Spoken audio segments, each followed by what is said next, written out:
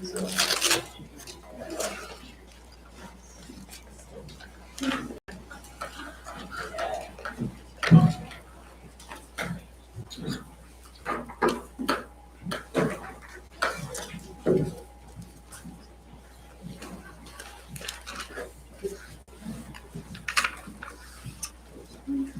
morning. Have any announcements or prayer requests before we get started?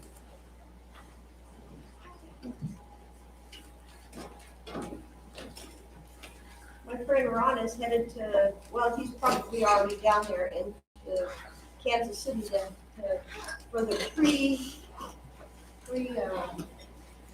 whatever they're gonna do for him, for the cancer. Okay. So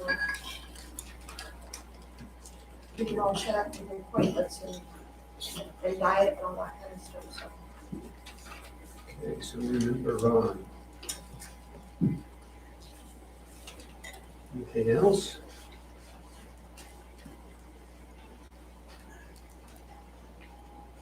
Just have Gordon and Courtney with us and their children. Silas, would you like to lead us in prayer for us?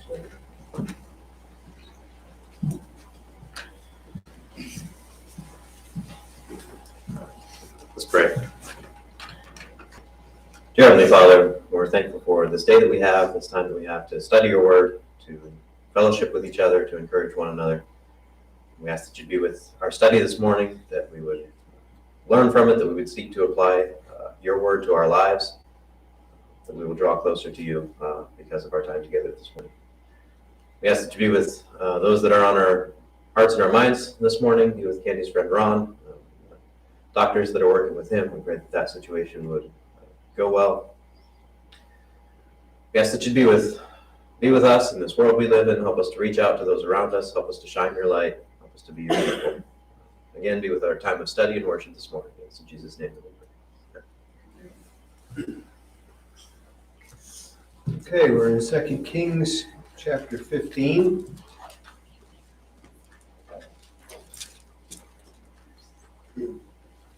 Continuing on with the kings of Judah and Israel. And in this chapter, we're coming up on the end of the kings of Israel before they go into captivity. So at the end of chapter 14, we saw the reign of Jeroboam, the second Jeroboam, the king of Israel, and the reign of Amaziah, as the king of Judah.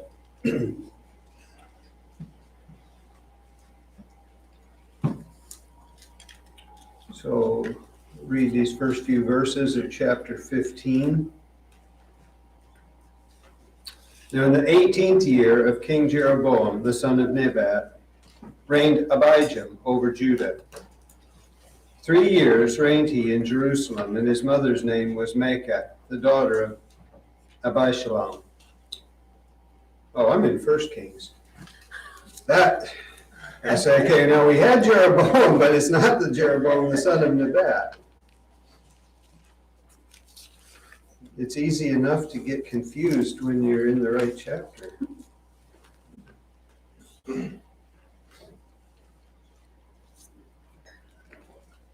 And I've had to draw myself diagrams to try and keep the names straight.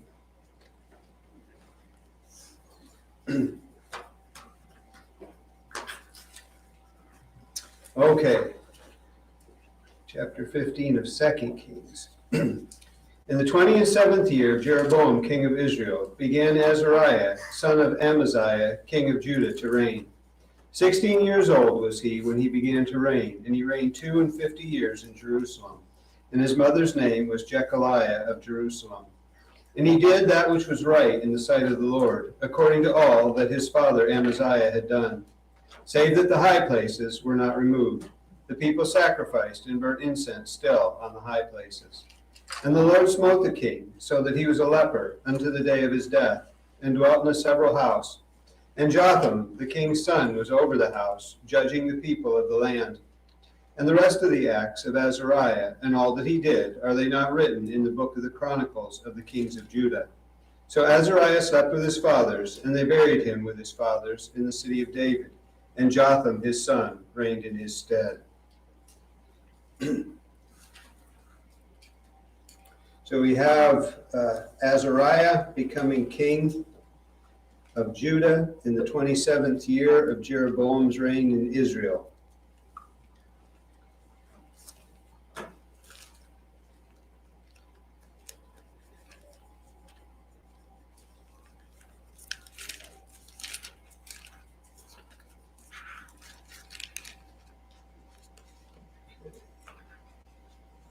He became king when he was 16, and he reigned for 52 years. In verse 3, we see that he did what was right in the sight of the Lord, according to all that his father Amaziah had done, except, in verse 4, save that the high places were not removed. And this is a common problem with these kings. We say, we read and we see that they did what was right, except they didn't get rid of these high places. We see that in the past, and we'll see that with kings that come up. Back in chapter 12, and they just read just the same. 12, 2 and 3. We have Jehoash. Jehoash did that which was right in the sight of the Lord all his days, wherein Jehoiada the priest instructed him. But the high places were not taken away. The people still sacrificed and burned incense in the high places. Chapter 14. We have Amaziah. He did that which was right in the sight of the Lord, yet not like David his father. He did according to all things, as Joash his father did. Howbeit the high places were not taken away. As yet the people did sacrifice and burn incense on the high places. So this common problem with the good kings, that they didn't get rid of those high places.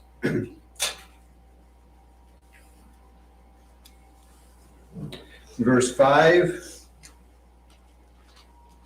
we see that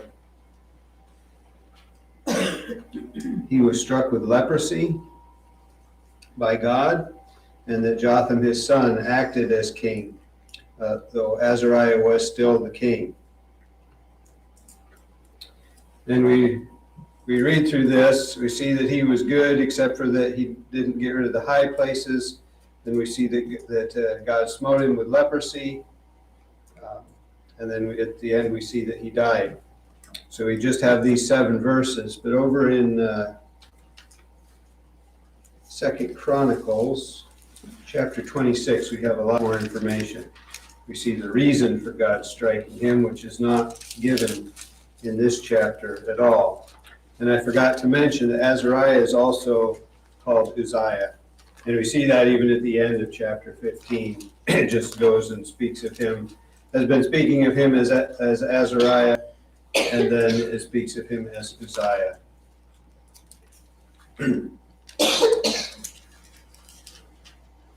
So I'd just like to read chapter 26 of 2 Chronicles. Then all the people of Judah took Uzziah, who was 16 years old, and made him king in the room of his father Amaziah. He built Eloth and restored it to Judah, after that the king slept with his fathers. 16 years old was Uzziah when he began to reign, and he reigned 52 years in Jerusalem. His mother's name also was Jechaliah of Jerusalem. And he did that which was right in the sight of the Lord, according to all that his father Amaziah did. And he sought God in the days of Zachariah, who had understanding in the visions of God. And as long as he sought the Lord, God made him to prosper. And he went forth and warred against the Philistines, and brake down the wall of Gath, and the wall of Jebna, and the wall of Ashdod, and built cities about Ashdod and among the Philistines. And God helped him against the Philistines, and against the Arabians that dwelt in Gurabal, and the Mehanims. And the Ammonites gave gifts to Uzziah, and his name spread abroad, even to the entering in of Egypt, for he strengthened himself exceedingly. Moreover, Uzziah built the towers in Jerusalem at the corner gate, and at the valley gate, and at the turning of the wall, and fortified them. Also he built towers in the desert, and digged many wells, for he had much cattle. both in the low country and in the plains, husbandmen also, and vine dressers, in the mountains and in Carmel, for he loved husbandry. Moreover, Uzziah had an host of fighting men that went out to war by bands, according to the number of their account, by the hand of Jael the scribe, and Maaseiah the ruler, under the hands of Hananiah, one of the king's captains. The whole number of the chief of the fathers of the mighty men of valor were 2,600. And under their hand was an army 300,000 and 7,500 that made war with mighty power to help the king against the enemy. And Uzziah prepared for them throughout the host shields and spears and helmets and habergeons and bows and slings to cast stones. And he made in Jerusalem engines invented by cunning men to be on the towers and upon the bulwarks, to shoot arrows and great stones withal. And his name spread far abroad, for he was marvelously helped till he was strong. But when he was strong, his heart was lifted up to his destruction. For he transgressed against the Lord his God, and went into the temple of the Lord to burn incense upon the altar of incense. And Azariah the priest went in after him, and with him 80 priests of the Lord that were valiant men. And they withstood Uzziah the king, and said unto him, It appertaineth not to thee, Uzziah, to burn incense unto the Lord, but to the priests, the sons of Aaron, that are consecrated to burn incense. Go out of the sanctuary, for thou hast trespassed. Neither shall it be for thine honor from the Lord God. Then Uzziah was wroth, and had a censer in his hand to burn incense. And while he was wroth with the priests, the leprosy even rose up in his forehead before the priests in the house of the Lord, from beside the incense altar. And Azariah the chief priest and all the priests looked upon him, and behold, he was leprous in his forehead. And they thrust him out from thence. Yea, himself hasted also to go out, because the Lord had smitten him. And Uzziah the king was a leper unto the day of his death, and dwelt in a several house, being a leper. For he was cut off from the house of the Lord. And Jotham his son was over the king's house, judging the people of the land. Now the rest of the acts of Uzziah, first and last, did Isaiah the prophet, the son of Amos, write. So Uzziah slept with his fathers, and they buried him with his fathers in the field of the burial which belonged to the kings. For they said, He is a leper. And Jotham his son reigned in his stead. So there's a lot more information in that chapter, including the reason for his leprosy.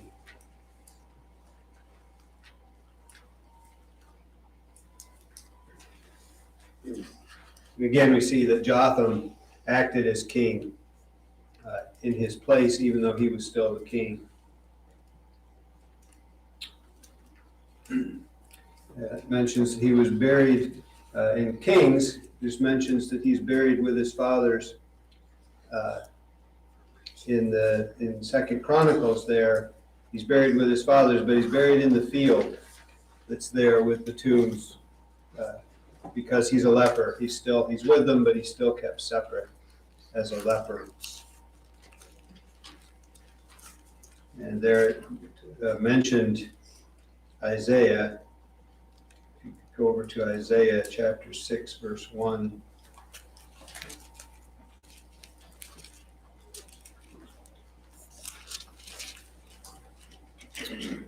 Just mentioning there, Uzziah, in the year that King Uzziah died, I saw also the Lord sitting upon a throne, high and lifted up. So his vision here, it's the time of it's given in that year that Uzziah died.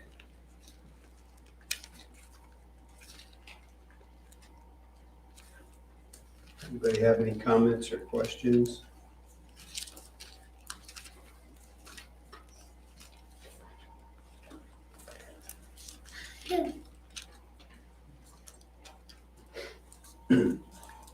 I think also the first verse of the book of Amos references Uzziah as a time frame of the thing. The words of Amos, who was among the herdmen of Tekoa, when he saw concerning Israel in the days of Uzziah, king of Judah, and in the days of Jeroboam, the son of Joash, king of Israel, 2 years before the earthquake.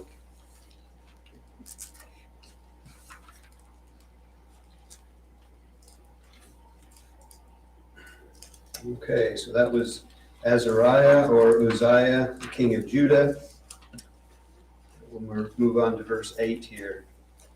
In the 38th year of Azariah, king of Judah, did Zachariah, the son of Jeroboam, reign over Israel and Samaria 6 months. And he did that which was evil in the sight of the Lord, as his fathers had done. He departed not from the sins of Jeroboam, the son of Nebat, who made Israel to sin. And Shalom, the son of Jabesh, conspired against him, and smote him before the people, and slew him, and reigned in his stead. And the rest of the acts of Zechariah, behold, they are written in the book of the Chronicles of the kings of Israel. This was the word of the Lord, which he spake unto Jehu, saying, Thy son shall sit on the throne of Israel unto the 4th generation. And so it came to pass.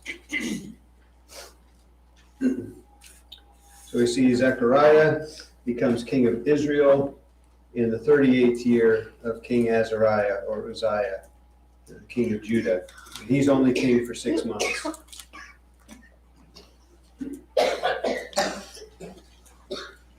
In verse 9, we see that he did that which was evil in the sight of the Lord, as his fathers. And this is the same as we looked at with not removing the high places. He departed not from the sins of Jeroboam, the son of Nebat, who made Israel to sin. This is a common phrase referring to these kings of Israel. If we look, we see the origin of that back in 1 Kings chapter 12.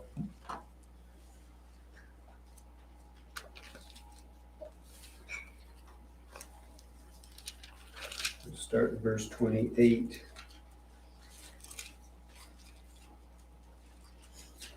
Well, actually, we'll go back to 25. Then Jeroboam built Shechem in Mount Ephraim, and dwelt therein, and went out from thence, and built Penuel. And Jeroboam said in his heart, Now shall the kingdom return to the house of David. If this people go up to do sacrifice in the house of the Lord at Jerusalem, then shall the heart of this people turn again to their Lord, even unto Rehoboam, king of Judah. And they shall kill me, and go again to Rehoboam, king of Judah. Whereupon the king took counsel, and made 2 calves of gold, and said unto them, It is too much for you to go up to Jerusalem. Behold thy gods, O Israel, which brought thee up out of the land of Egypt. And he set the one in Bethel, and the other he in Dan. And this thing became a sin, for the people went to worship before the one, even unto Dan. And he made an house of high places, and made priests of the lowest of the people, which were not of the sons of Levi. And Jeroboam ordained a feast in the 8th month, on the 15th day of the month, like unto the feast that is in Judah. And he offered upon the altar. So did he in Bethel, sacrificing unto the calves that he had made. And he placed in Bethel the priests of the high places which he had made. So he offered upon the altar which he had made in Bethel the 15th day of the 8th month, even in the month which he had devised of his own heart, and ordained a feast unto the children of Israel. And he offered upon the altar and burnt incense. So that's the sin of Jeroboam, the son of Nebat, and we see this over and over again, that these kings followed in that. And I have some references to that too in chapter 10, 29 and 31, in chapter 13, 2 and 11, and 14, 24. But we won't go look at them. They're just that same phrase again. They're following, departing not from the sins of Jeroboam, the son of Nebat. So it's they're involved in that worship of those golden calves in Dan and in Bethel. So you have generally in Judah, they're going to these high places and sacrificing and burning incense. In Israel, they're worshiping these golden calves.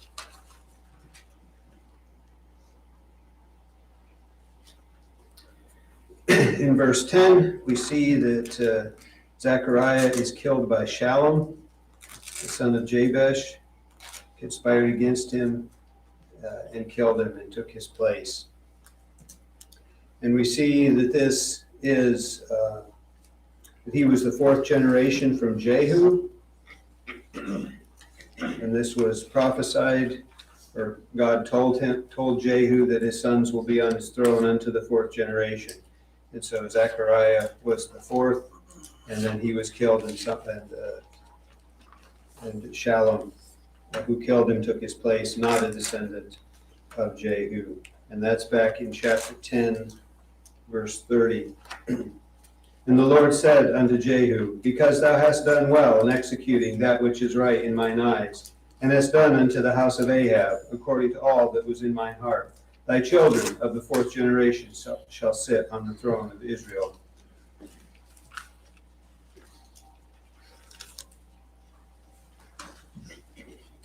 Which, going back to the other thing, going on and reading, but Jehu took no heed to walk in the law of the Lord, God of Israel, with all his heart, for he departed not from the sins of Jeroboam, which made Israel to sin.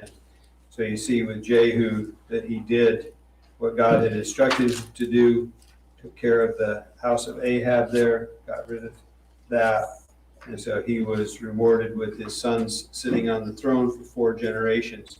But even then, he didn't walk in the law of the Lord, but stuck with the sin of Jeroboam.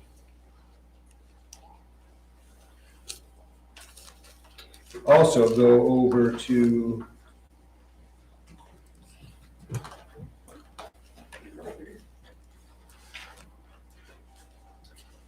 Amos again, Amos chapter 7.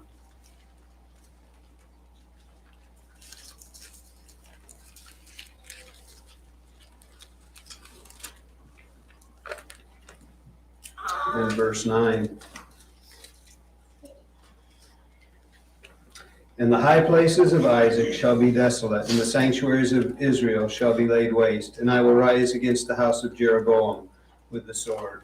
So this is Jeroboam's son here that's killed, and the throne's taken by Shalom.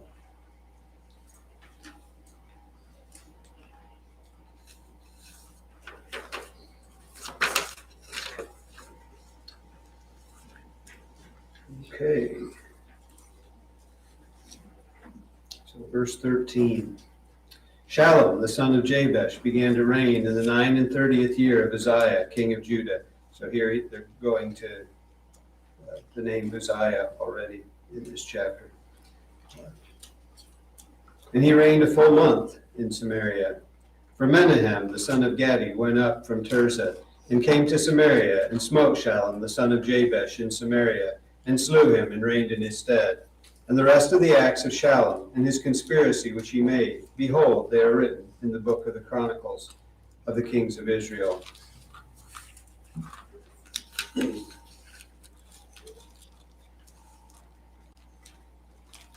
So Shalom becomes king after killing Zachariah, becomes king in the 39th year of King Uzziah or Azariah. Zechariah was king for 6 months. Shalom only lasted for 1. In verse 14, we see that Menahem went from Tirzah to Samaria and killed him there. Samaria being used as the capital of Israel. Tirzah is about 10 miles to the east of that. So that's the place Menahem goes out from Tirzah and kills Shalom in Samaria, in the capital there. And there's I read that there's an Assyrian inscription referring to Shalom, and it calls him Shalom, the son of a nobody. And that means, that phrase, according to what I read, means that he's a usurper, son of nobody. He doesn't have that right to the throne. He's a usurper. Just an interesting thing that the Assyrians have that inscription of him.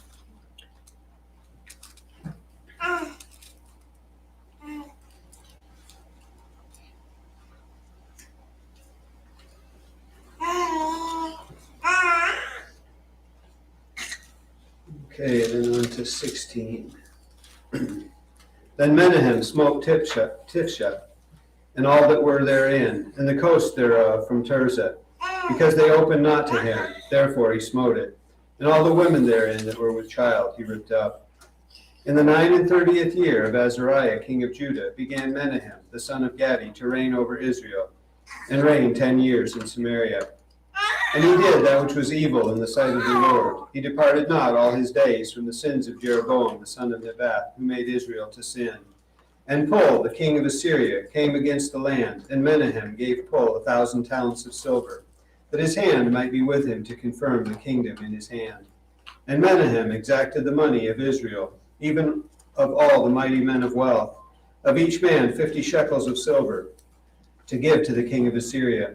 So the king of Assyria turned back, and stayed not there in the land. And the rest of the acts of Menahem, and all that he did, are they not written in the book of the Chronicles of the kings of Israel? And Menahem slept with his fathers, and Pekahiah his son reigned in his stead.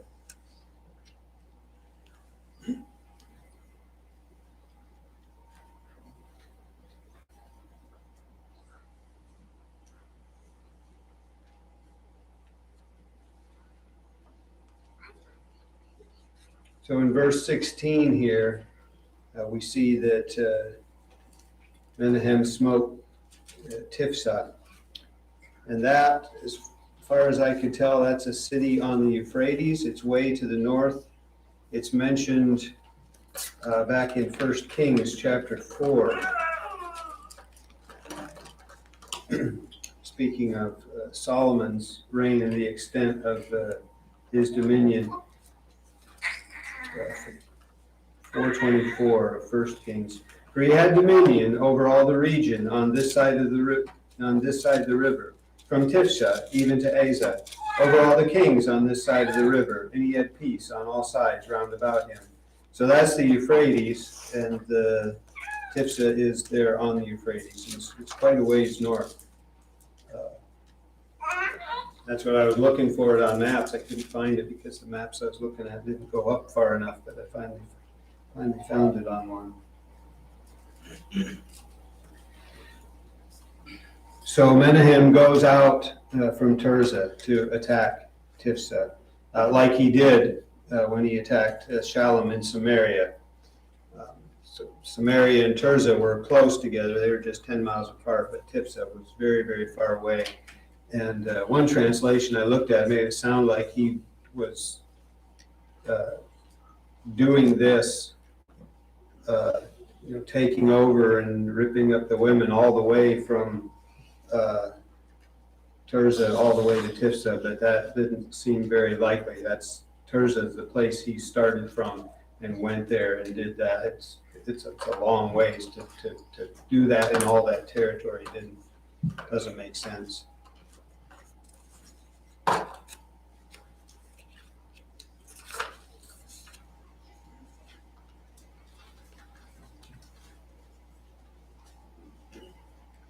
So then verse 17, Menahem becomes king. And we're still in the 39th year of Azariah because the last king was only king for a month. Again, in verse 18, he did evil, didn't depart from the sins of Jeroboam, who made Israel to sin. And we get an idea of him being an evil man. At least it appears that way as what he did there in verse 16.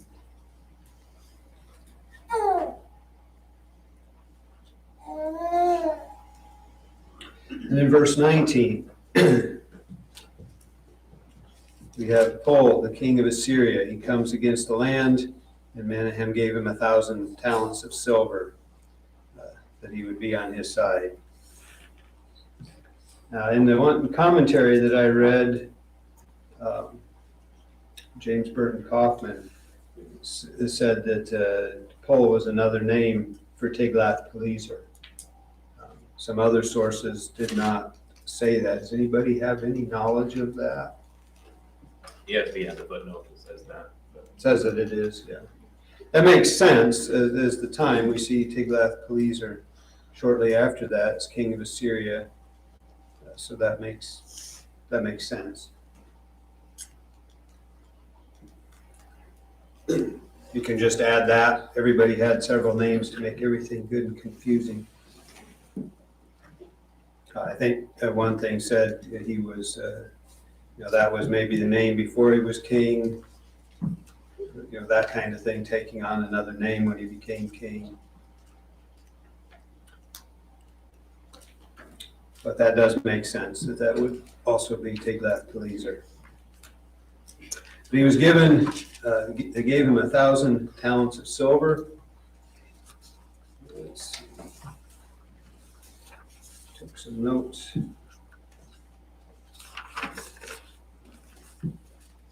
So talent of silver would be about 75.5 pounds, almost. And that is 3,000 shekels.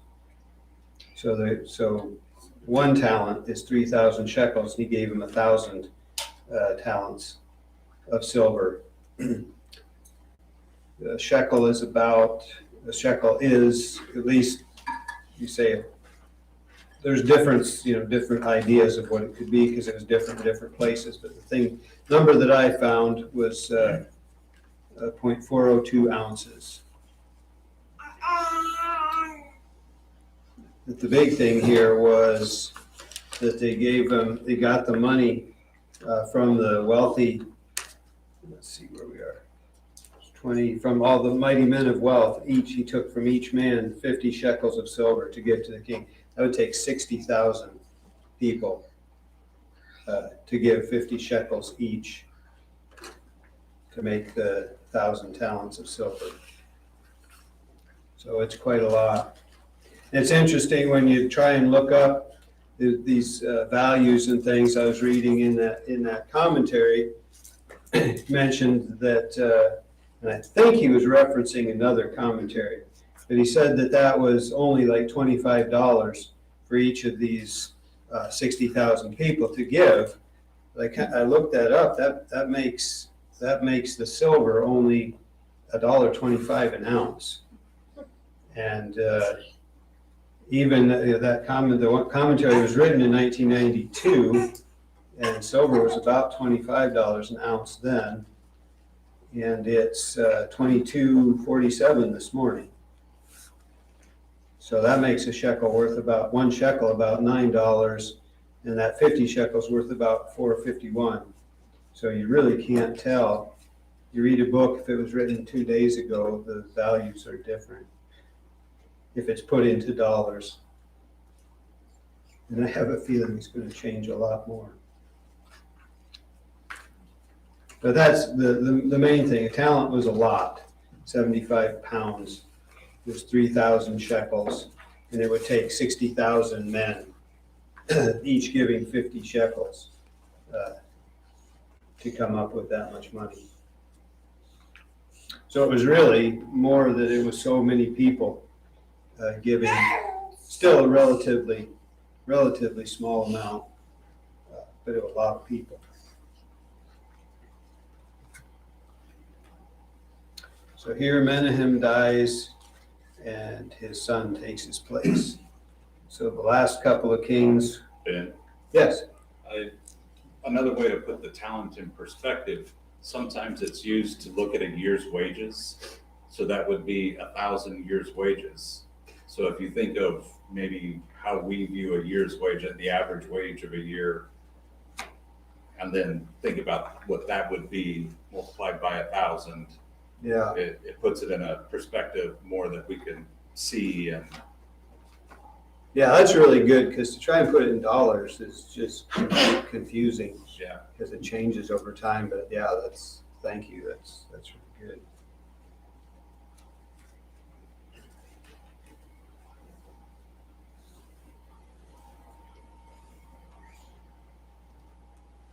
So, verse 23. In the 50th year of Azariah, king of Judah, Pekahiah, the son of Menahem, began to reign over Israel in Samaria, and reigned 2 years. And he did that which was evil in the sight of the Lord. He departed not from the sins of Jeroboam, the son of Nebat, who made Israel to sin. But Pekah, the son of Remaliah, a captain of his, conspired against him, and smote him in Samaria, in the palace of the king's house, with Argob and Arieh, and with him 50 men of the Gileadites. And he killed him, and reigned in his room. And the rest of the acts of Pekahiah, and all that he did, behold, they are written in the book of the Chronicles of the kings of Israel. So Pekahiah becomes king of Israel in the 50th year of Azariah, and he reigned for 2 years. Again, he did evil, following the sins of Jeroboam. And we have another one here that's killed to take his throne. He's killed by a captain of his in verse 25. And then Pekah becomes king in verse 27. In the 52nd year of Azariah, king of Judah, Pekah, the son of Remaliah, began to reign over Israel and Samaria, and reigned 20 years. And he did that which was evil in the sight of the Lord. He departed not from the sins of Jeroboam, the son of Nebat, who made Israel to sin. In the days of Pekah of Israel came Tiglath-Pileser, king of Assyria, and took Ijon, and Abel-Beth-Maachah, and Genoa, and Kadesh, and Hazor, and Gilead, and Galilee, all the land of Naphtali, and carried them captive to Assyria. And Hoshea, the son of Elah, made a conspiracy against Pekah, the son of Remaliah, and smote him, and slew him, and reigned in his stead, in the 20th year of Jotham, the son of Uzziah. And the rest of the acts of Pekah, and all that he did, behold, they are written in the book of the Chronicles of the kings of Israel. So Pekah becomes king in the 52nd year of Azariah, or Uzziah, which is his last year. And he reigned for 20 years. Again, he was evil, following the sins of Jeroboam. And so we have here the beginning of captivity here, this area, these towns, this land of Naphtali here is carried away to Assyria by Tiglath-Pileser. Then in verse 30, we see that Hoshea kills Pekah and reigns in his place in the 20th year of Jotham, king of Judah, the son of Uzziah. And I don't think I wrote that down or made a note of that, but there's an inscription or something written by Tiglath-Pileser that he was behind that he caused Pekah to be put to death, and that he installed Hoshea as king. So it fits with, it's not stated the way it's here, but it fits perfectly with it. If he was behind the plot there against Pekah.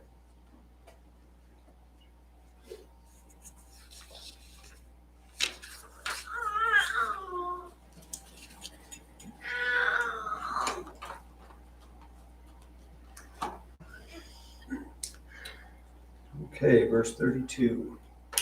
In the 2nd year of Pekah, the son of Remaliah, king of Israel, began Jotham, the son of Uzziah, king of Judah, to reign. 25 years old was he when he began to reign, and he reigned 16 years in Jerusalem. And his mother's name was Jerusha, the daughter of Zadok. And he did that which was right in the sight of the Lord. He did according to all that his father Uzziah had done. Howbeit the high places were not removed. The people sacrificed and burnt incense still on the high places. He built the higher gate of the house of the Lord. Now the rest of the acts of Jotham and all that he did, are they not written in the book of the Chronicles of the kings of Judah? In those days the Lord began to send against Judah Rezin, the king of Syria, and Pekah, the son of Remaliah. And Jotham slept with his fathers, and was buried with his fathers in the city of David his father. And Ahaz his son reigned in his stead. So now we're going back to Judah, and Jotham becomes king of Judah. Jotham, the son of Uzziah, or Azariah.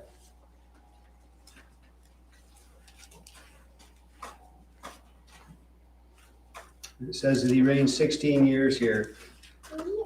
And this is where it gets really tricky trying to figure out these things, because there's differences here that are hard to figure out and reconcile. Just right here we have that he reigned for 16 years in verse 33.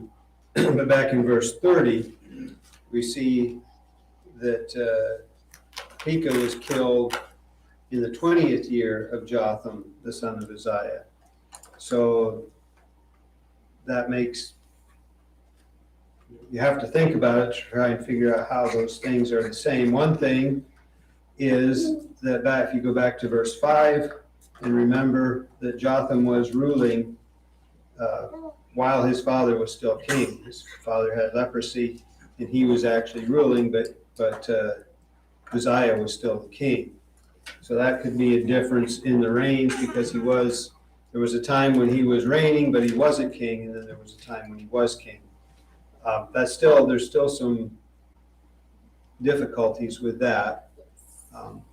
Usher resolved this by considering verse 30 to mean that this happened, that this was 20 years after Jotham began to reign.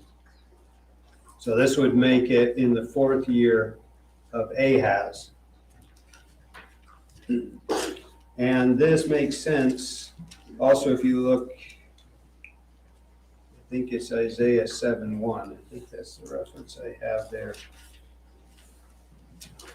It gets really complicated, but in Isaiah chapter 7:1, it speaks of things happening. Well, it's this, verse 37. In those days, the Lord began to send against Judah Rezin, the king of Syria, and Pekah, the son of Remaliah. And it reads in Isaiah that Pekah is king of Israel and Ahaz is king of Judah. So that makes Usher's concept make sense. But anyway, the purpose of this is not all to figure out exactly what years we're going, but how God worked in these things. And as we've seen from going back and forth from Kings and Chronicles, there's information that's not here and things that maybe don't make sense. Then when you get a little more information, it does make sense. So it's not something to get too concerned about, but it's interesting to try and figure out how that all works.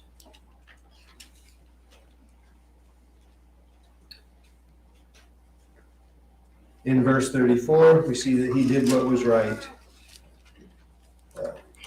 Except again, in verse 35, howbeit the high places were not removed. The people sacrificed and burned incense still on the high places.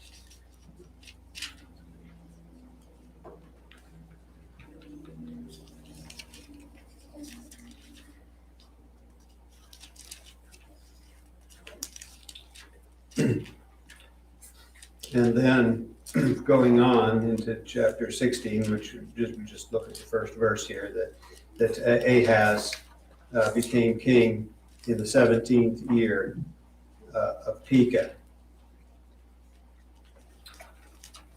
So that's another piece of trying to fit these together and how the chronology works, how these overlap.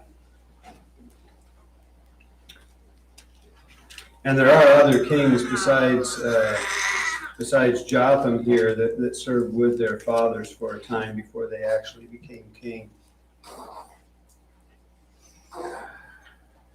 Does anybody have any comments or questions on any of that?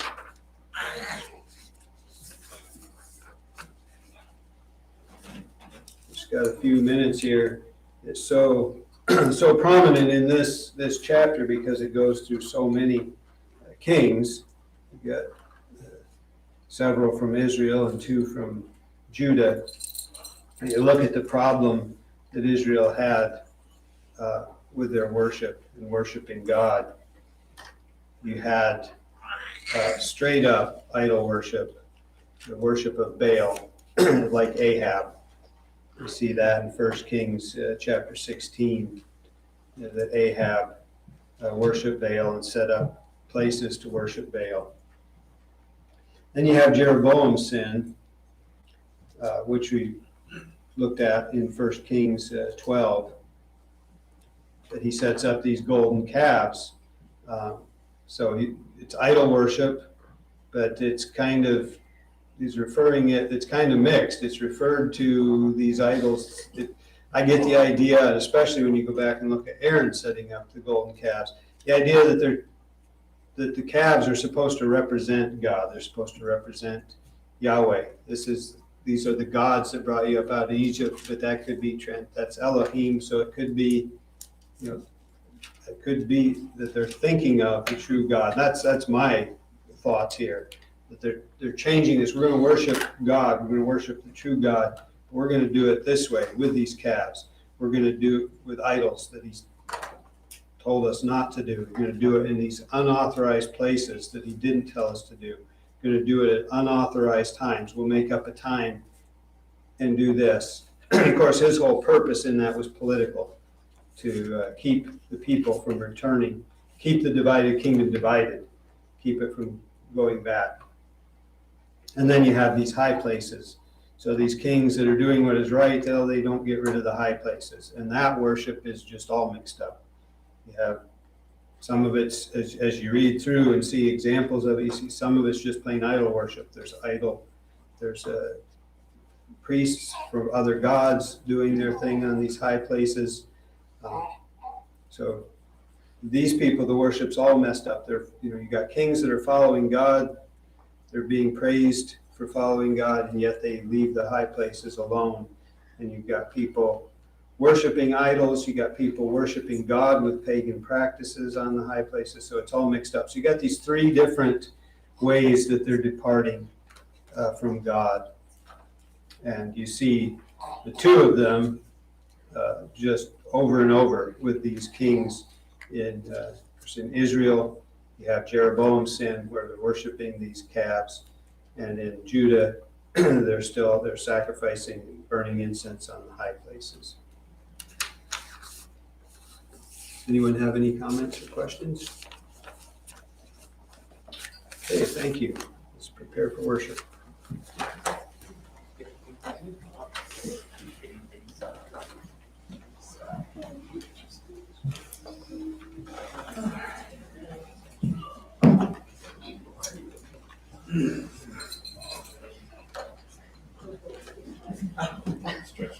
Yeah.